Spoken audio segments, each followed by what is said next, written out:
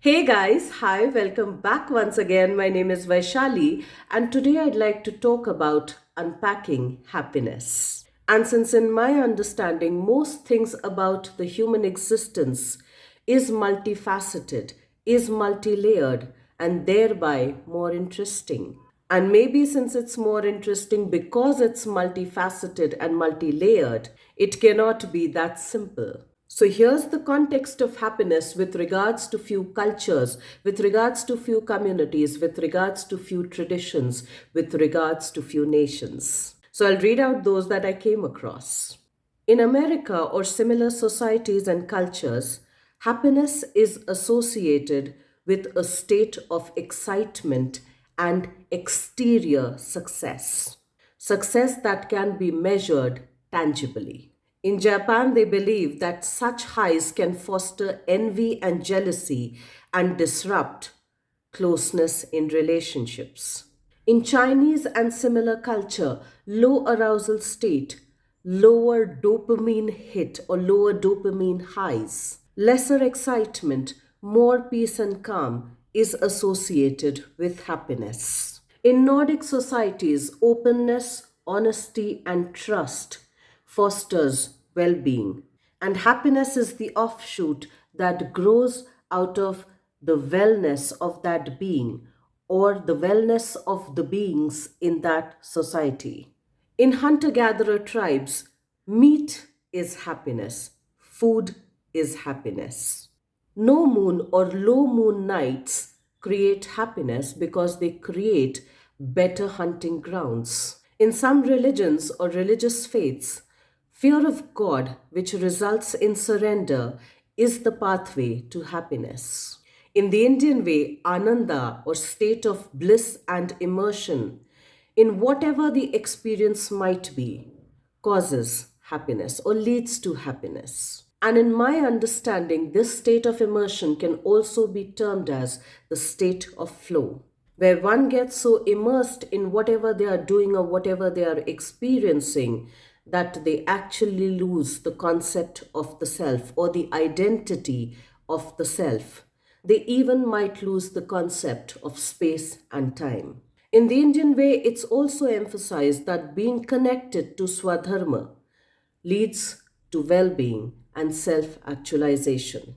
So, this concept then probably just doesn't talk about happiness, but essentially talks about creating peace, bliss, and joy. And happiness then becomes the outcome or the byproduct of these experiences. Now, since every human experience, or rather the understanding of the human experience, happens through a context, happens in a context, the root of the word happiness also stems from the word hapstance, which essentially meant that when fortune or good fortune happened to them, when they felt certain good or pleasurable experiences in their life, when they experienced something pleasurable in their life. And in this regard, through this context, it can be taken with regards to destiny and fate. And many a times we would have also noticed that we bless or we receive blessing from our elders, wherein they say, be happy or khush raho. Of course, done with noble intentions, but with the underlying message as well that life is painfully unpredictable. Or rather, since it's unpredictable, it can at times feel painful. And since at times, or many a times, it can feel like that, the blessing also came with the message that may good fortune knock on your door as hapstance, as fate, as destiny, so that you can cope with the adversity. And yet, as we grow and evolve in life, we also realize that happiness can be a resultant of hapstance, of experiencing those hapstance pleasuresome moments. It can also be co created by choosing and aligning with people whom we can grow with, whom we can evolve with whom we can develop open and trustworthy relationships, with whom we can be courageous enough, open enough to share our vulnerabilities with those who will not only have our backs but also hold us accountable for all of our choices, our decisions, and our actions. And through those parameters, happiness has been categorized in two broad umbrella terms.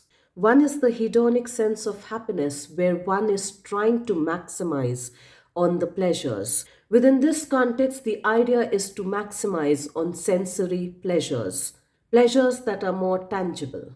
And then there's another context to happiness, which comes under the umbrella term of eudaimonic happiness. Now, through this context, happiness is derived from meaning and purpose. It's more intangible rather than being more tangible, finding meaning and purpose of one's own existence, which can even help us reflect that at some stages of our life, most of us, or many of us, pursued one a little more than the other.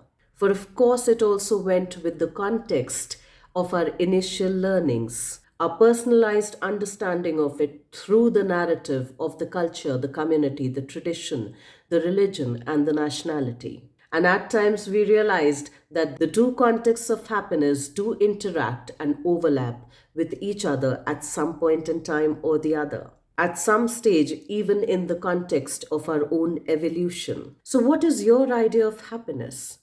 What do you think about it? Has that meant different things at various stages of your life? And has the pursuit of happiness truly brought you happiness, whatever that might be for you? Or has that brought and brought you hapstance happiness? What is it that you are trying to unpack for yourself when you talk of happiness? Let's try and reflect on that, and I will see you once again the next week. Till then, stay tuned in.